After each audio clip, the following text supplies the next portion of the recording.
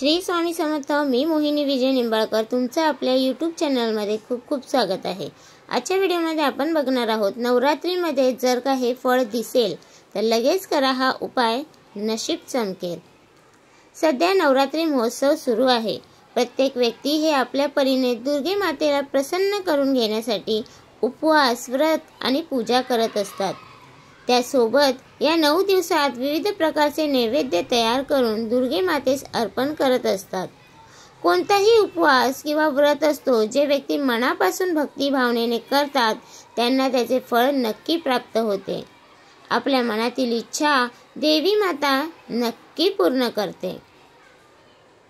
आपण आज अशा काही वस्तू पाहणार आहोत, त्या जर आपण या काळात म्हणजे नवरात्रीमध्ये देवीला अर्पण केल्या तर आपल्या जीवनातील बऱ्याच समस्या कमी होतील।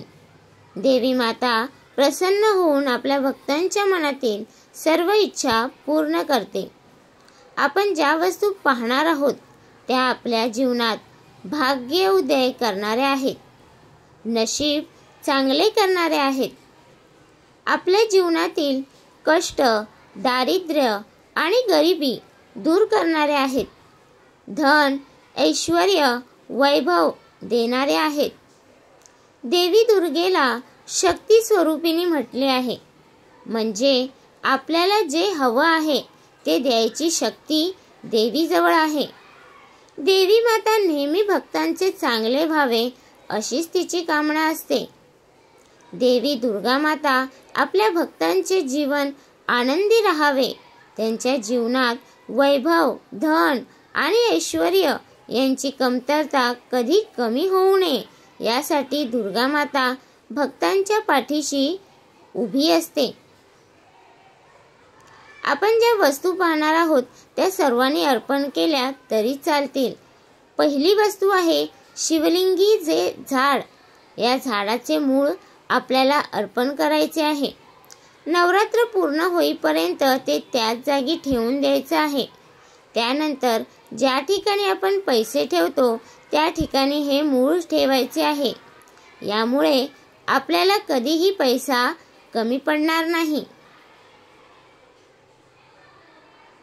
दुसरी वस्तू आहे ते म्हणजे गोकर्णाचे फूल। हे फूल देवी मातेस खूप प्रिय आहे। यामुळे हे फूल एकदा तरी देवी मातेस अर्पण करावे। शक्य असेल तर 9 दिवसात 9 वेळेस अर्पण केल्यास खूप चांगले असते। तिसरी वस्तू आहे बेलगिरी, म्हणजेच बेलाचे जे झाड आहे त्याचे फळ आपण देवी मातेस अर्पण करावे। यामुळे दुःख, कष्ट कमी होतात। चौथी वस्तू आहे कवडी। कवडीला लक्ष्मीचे स्वरूप मानण्यात आले आहे।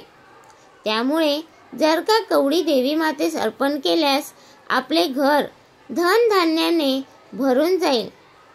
ज्या वेळेस नवरात्र संपणार आहे त्या दिवशी या कवडी लाल कलरच्या वस्त्रात बांधून आपण ज्या ठिकाणी धन ठेवतो त्या ठिकाणी या कवडी ठेवायच्या आहेत।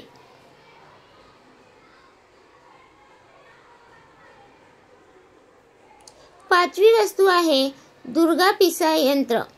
हे यंत्र पितळेचे किंवा चांदीचे देवी मातेस अर्पण करा आणि याची 9 दिवस पूजा केल्याने ते आपल्या घरातील कपाटात ठेवून द्या। यामुळे आपल्या घरात सुख समृद्धी, वैभव आणि संपत्तीची कधीच कमतरता जाणणार नाही। 6वी वस्तू म्हणजे जास्वंदाचे फूल। ज्याप्रमाणे कमळ फुलाचे महत्त्व आहे त्याचप्रमाणे जास्वंदाच्या फुलाचे महत्त्व आहे। त्यामुळे शक्य असेल तर रोज एक फूल देवी मातेस अर्पण करावे। या सर्व गोष्टी आपण देवी मातेस मनापासून अर्पण केल्यास आपल्या जीवनात कधीच कोणत्याही गोष्टीची कमतरता जाणवणार नाही। तर तुम्हाला हा माझा व्हिडिओ कसा वाटला प्लीज कमेंट करून नक्की सांगा। व्हिडिओ आवडला असेल तर लाईक करा, कमेंट करा आणि शेअर करायला विसरू नका। आणि तुम्ही अजूनपर्यंत आपल्या चॅनलला सबस्क्राईब केलं नसेल तर प्लीज जाऊन चॅनलला नक्की सबस्क्राईब करा, कारण आपल्या चॅनलवरती तुम्हाला आध्यात्मिक माहिती आणि स्वामी महाराजांचे व्हिडिओ बघायला भेटतात। तर भेटूया उद्या एका नवीन व्हिडिओ सोबत। श्री स्वामी समर्थ।